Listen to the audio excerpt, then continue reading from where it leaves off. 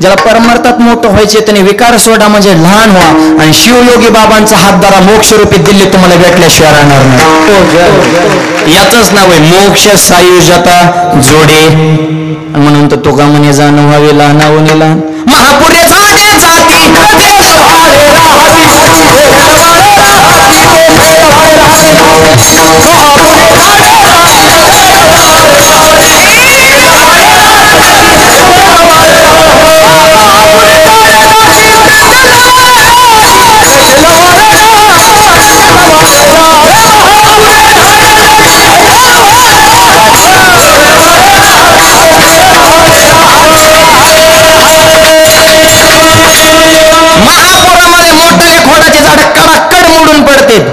पण मोठाले मोडलेले बारकाल्याने बघितली. बारकाली बी हुशार असते तो. बारकाल्याला बारीक समजायचं नसतं. मोठाले कोणाचे झाड पडले की बारकी लवळ होती ती वाकली.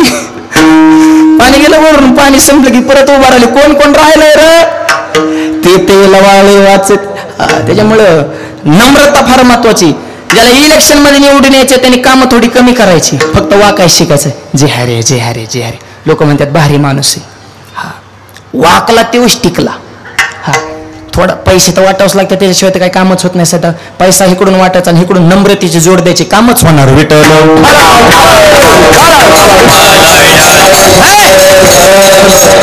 हरी पंडित वाकतच नव्हता हो. हे तर आपला विषय चालला होता. नाथ महाराजांचा मुलगा.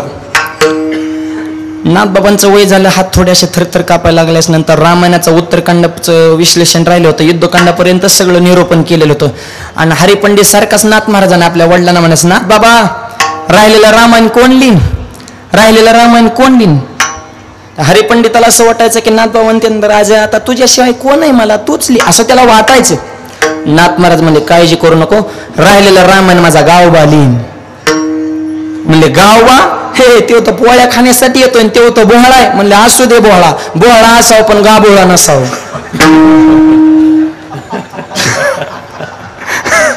कृष्ण महाराज बोहळा पार मारला. गाबोळा म्हणजे अर्धा पिकलेला अर्धा कच्चा. सगळ्यात भयानक जात. निवळ मूर्ख परवडला किंवा अतिविद्वान परवडला. कारण विद्वान माणसं भांडणाच्या भानगडीत पडत नाही. मूर्खाला भांडणं करायचं कसं कळत नाही. कारण तेवढी त्याची कॅपॅसिटीच नसते. पण जी मधली असतात का ती सगळ्यात भयानक. 2-4 पुस्तक वाचणारीच आम्हाला कीर्तन करताना धोतर का घालता म्हणजे हे असली प्रश्न ही गाभुळे बरं का. परिपक्व माणसं ह्या भानगडीत पडत नाही. त्याला एक प्रमाण आहे. अनंत वाचाळ बरळ ते बरळ तया कायचा गोपाळ पाळ. हे लोक आनंद तोंडाने म्हणणार. ह्यांच्याकडे बघून परमार्थ होत नसतो संसार बी होत नसतो. लोक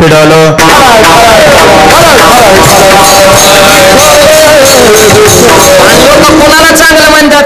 खाताड पेताड असलं तरी त्याला नावच ठेवतात. एका पेताडाने एकाने माळ घातली तरी त्याला बी टोचूनच बोलतात. झालाच माळकरी लगेच गावातली पारराव बसलेली. आता काय गंधन बुकान हरिपाटण काकडान आता विमानाची न्यायला ते म्हणतो नसती गा तिथं बरं झालं असतं बघ. म्हणून तर म्हणले तेजो नियोजन भक्ती करा. ही गावली माणसं गाव बात बोहळा आहे म्हणले असू दे बोहळा. नाहीतरी देव हा बोहळ्यालाच भेटत असतो.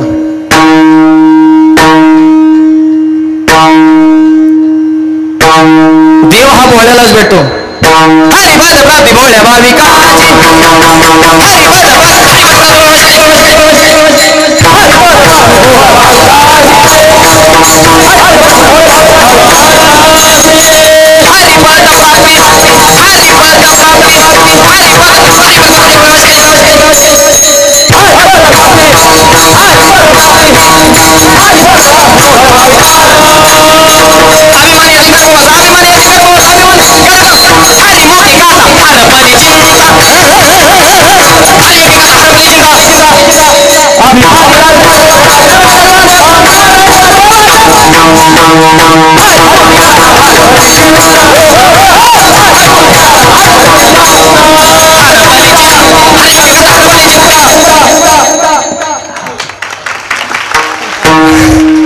बसणारी म्हणते का धावते ते बघ एकमेकावर. धावणं नाही ह्याला लई घासावं लागते. हे ताल एवढा सोपा नाही. जिंदगी गेली काय कांचा साथ सुद्धा लागा नाही. गुरुजी सुद्धा काय काय शिष्यांना कटाळलं तर बाबा तुझ्या नादाने माझं विसरलं पण तू नाही शिकला. तू आता गरगाड तो पकवादाची शाई पाडली पिठेचा भाका फोडला टाळा तर तुझी बोट गवली नख फुटला तुझा पण तुला टाळ बसाना. स्वरण ताल तर तुझ्या सपनात सुद्धा येणार नाही. आजोगा गाणारे वजनदार, वाजवणारे वजनदार, ऐकणारे बी वजनदारचे टाव करूनचे. काय चाललं रे ह्यांचं नेमकं? काहीच चाललं नाही, लय सोपं चाललंय. हरिपद प्राप्ती भोळ्या भाविकाशी, अभिमानी अशी गर्भवास. देव हा बोलायलाच भेटत असतो मायबाप. म्हणजे गावबा बोलाय असू दे. तोच रामायणाचं उत्तर कांडायला त्या गावबाला मायबाप जवळ बोलवलं आणि नाथबाबांनी त्या गावबाला आलिंगन दिलं. आलिंगन गडे मोक्ष सायुजता जोडे. आणि एकदा संतांची कृपा झाल्या का? कृपा कटाक्ष निहाळले आपल्या पदे बसवले. फक्त संतांनी कृपा केली पाहिजे. त्या गावबाला आलिंगन दिले, त्याची काया दिव्य रूप झाली आणि सामान्य घरच्या गावबानं मायबाप रामायणाचं उत्तर कांडलेलं.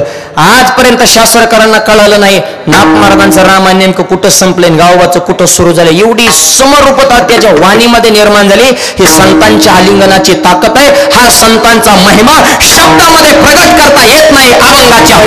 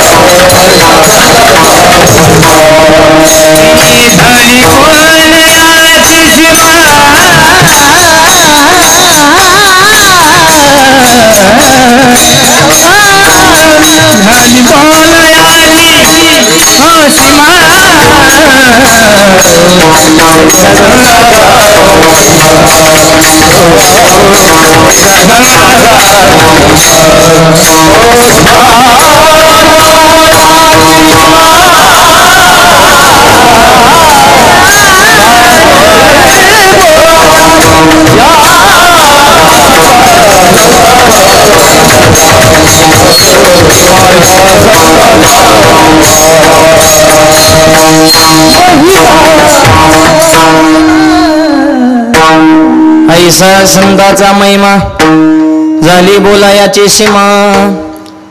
महिमा शिल्लक रे पण शब्द संपले. झाली बोलायाची सीमा. ऐसा संतांचा महिमा. संतांचा महिमा शब्दात येत आहे. शब्दामध्ये त्याचं वर्णन होऊ शकत नाही. काय संतांचा महिमा आहे का? छोटा सिद्धांत सांगतो. जगद्गुरु तुकोबारांचं लोहगावला कीर्तन, पुणे तुकोबारांचा आजोळ. छत्रपती शिवाजी महाराज तुकोबारांच्या कीर्तनाला आले, मांडी घालून बसले. मला पुढचं महत्वाचं सांगायचंय. महाराष्ट्राचा राजा तुकोबारांच्या कीर्तनामध्ये मांडी घालून बसत होता. ही वारकरी संप्रदायाची ताकद आहे. हा आणि हा छत्रपतींच्याही मनाचा मोठेपणा आहे. छत्रपती जर म्हणले असते लोकांनी चांदीचं सोन्याचं सिंहासन कीर्तनात बनवलं असतं, पण छत्रपतीच म्हणले मी छत्रपती आहे पण मंडपाच्या बाहेर. मंडपात प्रवेश केला. मी तुकोबारांचा भक्त रे, त्याचा दास, पांडुरंगाचा सेवक, या नात्याने मी मंडपात येतोय. माझा मोठेपणा आहे तर काय कामाचा? हे आताच्या छत्रपतीने ध्यानात ठेवा. हा धर्माच्या ठिकाणी मायबाप अपेक्षा करू नका. छत्रपती आले, कीर्तन मस्तपैकी रंगामध्ये आलं आणि रमले मायबाप. आणि माणूस रमला पाहिजे. कीर्तनाचं अंग कीर्तनाचं आहे. हो अंग हरिरूप. हरिरूप अंग होते कीर्तनाचे. ब्रह्मीभूत काय होत शे कीर्तने भाग्य तरी ऋणी देवायचे. राजे कीर्तनामध्ये मग्न आहेत. तुकोबारांचं कीर्तन आहे. जवळचाच एक जण माणूस फुटला आणि त्यांनी ते बातमी दुश्मनाला जाऊन सांगितले. म्हणजे शिवाजी महाराज कीर्तन आलेत, पकडा. हे काड्या करणारे जवळचीच असतात बरं का. जवळची नीट सांभाळायची. हा आणि जवळच्याला गुह्य माहित असते. तेव्हा का फुटला? पटांगणच. हा रावण सुद्धा कशामुळे गेला? घरातलाच फुटला आणि बिभीषण. जवळची क्लिअर पाहिजे. आपल्या सुनाला स्वयंपाक येत नाही ही शेजारणीला कोण सांगताय बुवा? पत्रकार घरातच आहे ना, म्हातारी गप्पा हाणाय गेली की कुठानं सुरूच आहे. जवळच्या एक सांगतो, जवळच्यानी शुद्ध राहिलं पाहिजे. आणि जवळच्या माणसाचे दोष कधी माणसात सांगायचे नाहीत. त्याला बाजूला घ्यायचं. आपल्याला तुझं पटत नाही. एकांतात दोष एकांतात आणि गुण माणसात. माणसात म्हणे वा ह्याच्यासारखा माणूस नाही. 50% भांडणं जागेवर कमी होते ना. आपल्या ह्याच्या उलटे माणसात फडफड बोलायचं आणि एकांतात म्हणायचं तुले भारी. कुत्र ऐकायला नाही काय त्याचं वर्णन करतो. माणसात वर्णन करा ना. दोष एकांतात सांगा, गुण माणसात सांगा. जवळची माणसं क्लिअर पाहिजे. जवळचा फुटला, बातम्या दुश्मनाला पोच झाली म्हणजे पकडा छत्रपती. हजारो सैनिकांनी मंडपाला येडा टाकला पण पकडा आले म्हणे थांबा रे. मध्ये राडा करू नका, जे विठ्ठल झाले बघू म्हणले. म्हणजे कीर्तनात विक्षेप करू नये त्यांना सुद्धा कळतंय. म्हणे शांत बसा. कीर्तन रंगामध्ये आलं, मावळ्याने बघितलं मंडप, अरे बापरे आपल्याला पकडायला नाही एवढं सैन्य. राजांना जग राजे मंडपाच्या कड्याला बघितला, म्हणजे तुझ्या आधीच. तरी घाबरून जाण्याचं टेन्शन नाही, पळून जाण्याचं प्लॅनिंग नाही, बिंदास्त काळजी करू नका. गुरु करावा बळकट जाऊनी धरावी. तुकोबरायांसारख्या महात्म्याच्या कीर्तनात आहे. आता हे तर वाचवण्याची जबाबदारी आपली नाही, ही जबाबदारी तुकोबरायांची. तुकोबारांनी छत्रपतीनं नजरेतला भाव जाणला आणि पांडुरंगाचे संवाद सुरू केला. भगवंता खऱ्या माणसावर एवढं संकट आणि ते माझ्या कीर्तनात. आज जर शिवाजी महाराजांना पकडण्यात आलं तर देवा नाव माझं नाही जाणार, नाव तुझं जाईल. आणि आई जेवढी आपल्या मुलावर प्रेम करते तेवढा जो राजा आपल्यावर ते प्रेम करतो, असा राजा म्हणजे छत्रपती शिवाजी महाराज. वारकरी संप्रदायाचं तत्वज्ञान जपणारा राजा म्हणजे छत्रपती शिवाजी महाराज. आणि डोळ्याला दिसणाऱ्या कोणत्याही माऊलीला आईचा दर्जा देतो असा राजा म्हणजे छत्रपती शिवाजी महाराज. आणि अशा खऱ्या माणसावर एवढं संकट माझ्या कीर्तनात काय करायचं मी सांगत नाही, हे संकट निवारण करण्याची जबाबदारी तुमच्यावर आहे. तुका म्हणे बाहेर घातल्या वरी होईल कैवारी नारे. तुकोबाने शब्द टाकावा, जगाच्या बापानं पदरात घालावा. देवाने विठवून उडी टाकली, डायरेक्ट छत्रपती शिवाजी महाराजांचं रूप धारण केलं आणि डायरेक्ट लोहगाव गाठलं. डाल तलवार जिरे टोप अंगर का गोड्यावर बसून देवाची स्वामी लोहगावला. एकाच कीर्तनात दोन छत्रपती. ओरिजिनल छत्रपती पुढून जिथं मंडप सुनतो त्या टोकाला देवाने घोडा सज्ज केला, घोड्याला टाच मारले, घोडा पळवला. आता त्या टोकाचे जे सैनिक होते त्यांना वाटलं राजेच पळाले. बरं तवा काय एवढा फोकस होता काय तवा? टेंबा मसाले जुन्या काळातली कीर्तन, बागाया पकडू, सगळं सैनिक देवाच्याच माग. तुकोबाराय म्हणले राजे आपलं काम ओके झालं, तुम्ही रायगड गाठा. शिवाजी महाराज रायगडावर देव पंढरपुरात पकडाय गेलेले जंगलातच हुकले. म्हणजे कुणीकडे गेलं रे म्हणले, या काय की गायबच कस काय झालं रे म्हणजे, दिसाना कस काय रे कुणीकडे गेलं. आणि म्हणले आपण इकडं पंढरपूर मंगळ याड्याकडे सोलापूरकडे चंद्रभागेत खाल्लाकडे कुणीकडे आले. बोर प्रतापगड रायगड लोहगड तुंग सगळे किल्ले तिकडे पुण्याच्या साताऱ्याच्या पलीकडे राहिले ना, आपण इकडं MS13 सोलापूरकडे कुणीकडे घुसलोय म्हणले. अरे म्हणले रॉंग नंबर लागलाय, चला माघारी. परत लोहगावला गेले तर तुकोबाराय नाही तर छत्रपती नाही. गावकरी म्हणले आता आले तर काकडा करून जावं म्हणले. सिद्धांत संपला. उत्तर आहे का तुकोबारायांचं कीर्तन छत्रपती कीर्तनाला. पण तुकोबाने शब्द टाकल्याच्या नंतर जगाच्या बापाला छत्रपती रूप धारण करावं लागलं आणि शब्द खरा करावा लागला. आईसा संताचा महिमा माय माय माय झाली बोलायाची सीमा.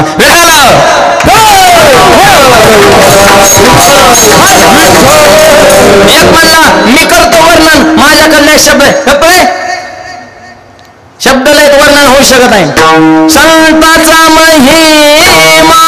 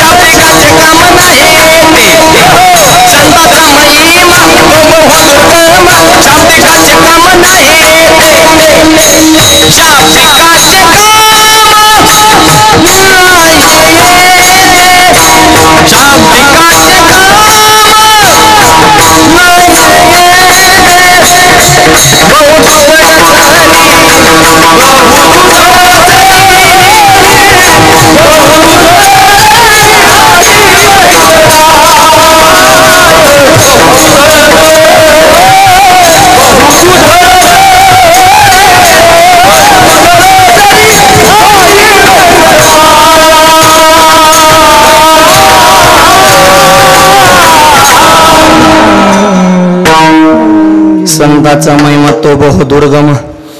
शाब्दिकाचे काम नाही ते. शाब्दिकान तिकडे पुस्तक लिहा, इकडे येड्यावणी करू नका. इथं संतांचा महिमा शब्दन पंडितन ही तुमच्या डोक्याच्या बाहेरचा. झाली बोलायाची सीमा अहो तुकोबाराय म्हणतात माझे शब्द संपले, तर बाकी त्यांचे शब्द पुरणार आहेत कुठं? आणि त्यांच्याकडे शब्द कमीत का? आम्हा घरी धन शब्दाची तसे एवढं भांडार असून सुद्धा म्हणतात झाली बोलणे याची सीमा, महिमाच वजनदार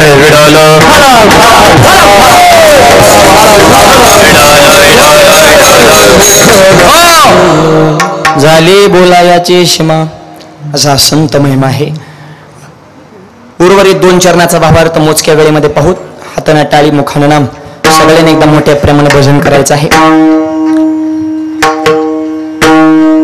हार घालण्यासाठी संयोजक मंडळी पुढे विडोबार कुमाई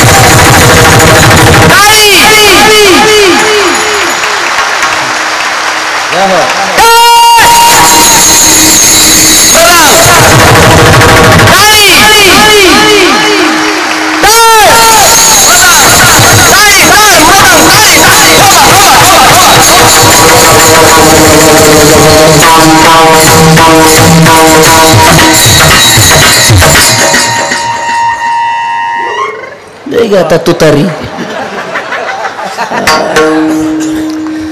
सगळ्याला धन्यवाद. मस्त टाळ्या वाजवल्या सगळ्यांनी.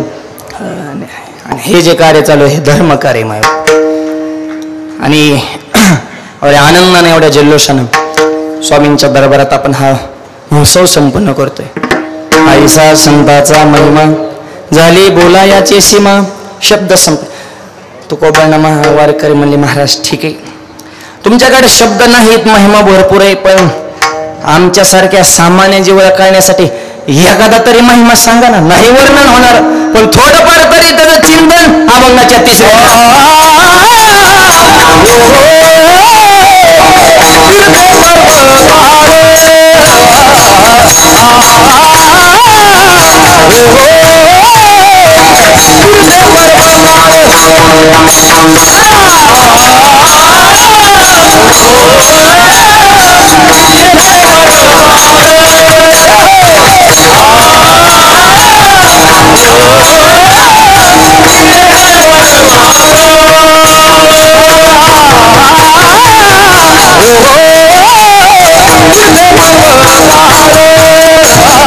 Oh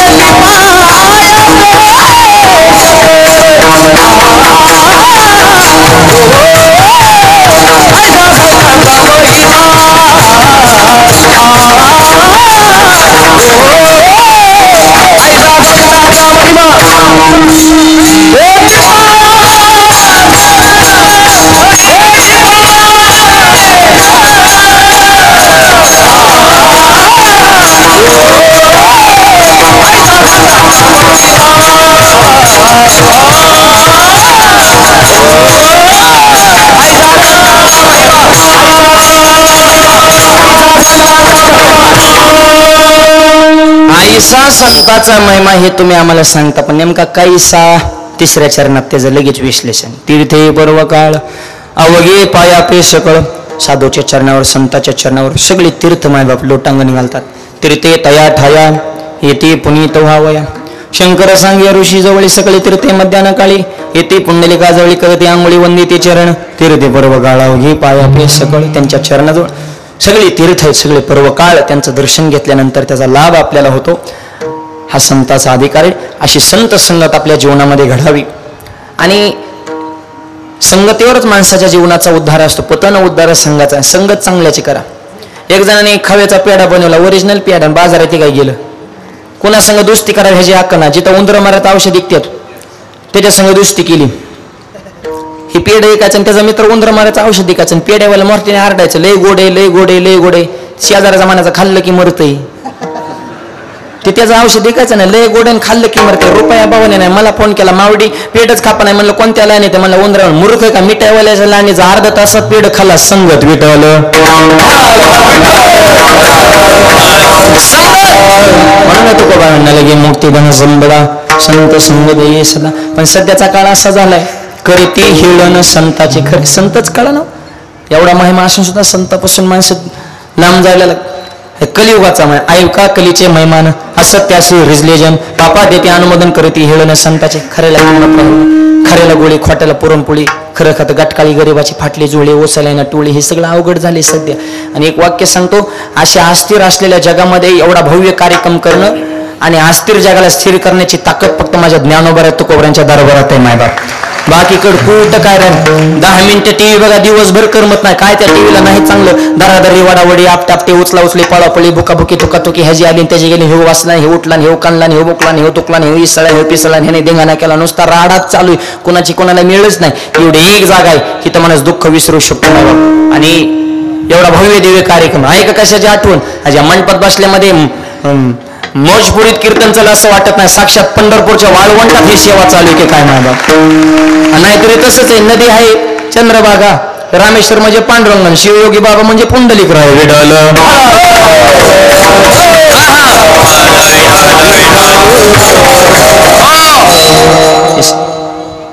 सध्या अवघड या कलियुगामध्ये. त्या जपानमध्ये चोर पकडा मशीन एका तासात 500 चोर सापडले. चोर पकडा मशीन अमेरिकेत नेली एका तासात 2000 चोर सापडले. चोर पकडा मशीन भारतात आणलं अर्ध्या तासात मशीनच चोरीला गेलं. चोर तर गावाना मशीन सगळं असलंच चालेल. सगळं अवघड झाले. तरुण मुलांची संख्या भरपूर आहे. तरुण मुलांना विनंती, परमार्थ तरुणपणात करा. तरुण आहे जवान तो या महाराष्ट्राच्या मातीचे आहे शान. ज्ञानेश्वरी गाता भागवत आई वडिलांच्या चरणावर ठेवतो भान, तरच महाराष्ट्राच्या मातीची उंच होईल मान. देशाची संस्कृती धर्म तुमच्या खांद्यावर आहे सध्या. तरुण पिढीने या धर्मकार आनंद वाटला. एवढे हजारो तरुण पिढी आपल्या या धर्मकार्यासाठी सज्ज आहेत. मग एकदा तरुणांसाठी टाळ्या वाजवा सगळ्यांनी. तरुणांनी एकदा काम हातात घेतलं की कशाचीच कमतरता नाही. डॉक्टर सरदार वल्लभभाई पटेल म्हणे, तरुणांच्या जीवनामध्ये 3 त पाहिजे: तेजस्विता, तपस्विता आणि तत्परता. तेजस्वी म्हणजे तरुणांनी शरीराने सुद्धा मजबूत, तपस्वी प्रत्येक गोष्टीचं ज्ञान पाहिजे, आणि तत्पर माणूस तर काम केलं पाहिजे. बघून करून मला जमन का, मरून जातो म्हणून हे वेगळं. मग तरुणपणात वसंत ऋतू सारखा तरुणपणाचा काळ, आणि म्हणून तरुणपणामध्ये देशाची सेवा करा, धर्माची सेवा करा. तरणा भाग्यवंत नटे हरी कीर्तनात. कष्टातून माणसं मोठी, साधना केल्याशिवाय तपश्चर्या केल्याशिवाय माणसाला आयुष्यामध्ये मोठेपणा प्राप्त. बाबांचं एवढं मोठं वैभव, पण त्याच्या मागे तप आहे ना, साधना आहे. फुकट देव मोठेपणा देतं, कष्टच करावं लागेल. क्षेत्र कोणतंही असू द्या, घामच गाळावं लागेल. म्हणून आपल्या वाराकडे सुरुवातच क पासून क म्हणजे कष्ट करा, क म्हणजे काम करा, क म्हणजे कर्तव्य करा. हे सांगण्यासाठी क आधी काम करा मग खा. ख कण ख वाराकडे नीट आहे का बरं. कष्ट करा कण मग खा म्हणून ख. पण मोठं व्हायचं असेल तर गर्व येऊन देऊ नका. ग ख ख ग. आणि ज्याला गर्व झाला ते 100% घसारणार. घ गण ग घसरगुंडी लगेच आहे गला चिकटून. आणि घसरगुंडी व्हायची नसेल ना, जगात क्रांती करायचं असेल तर कधीच कोणाचा चमचा होऊ नका. चमच्याला याच्यात राहतो, ज्याच्यात राहतो त्यालाच मोकळा करतो.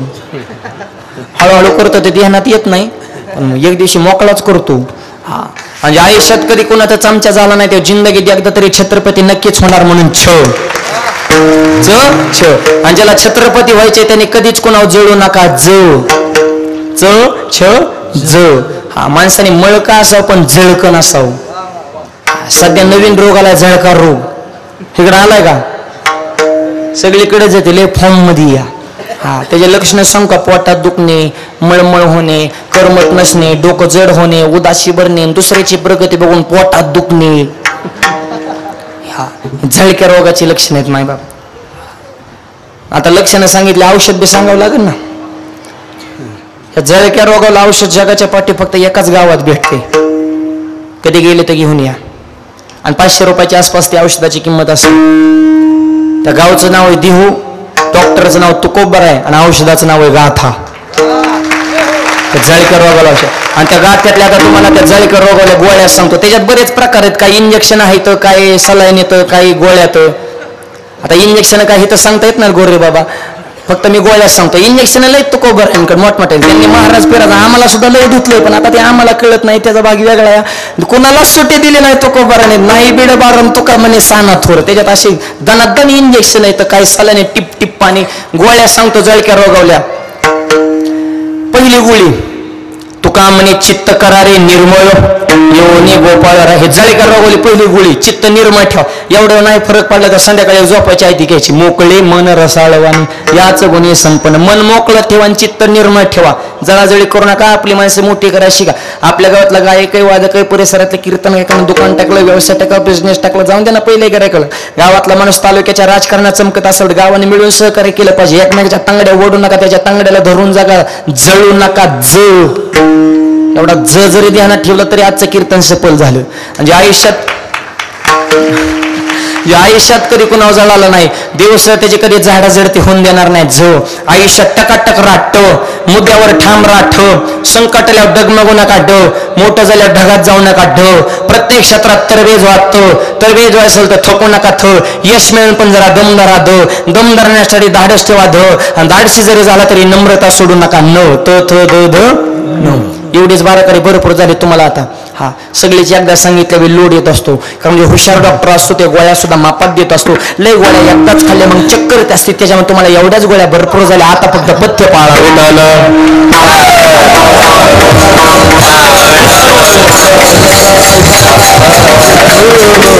सुरुवात काय कर त्याला प्रमाण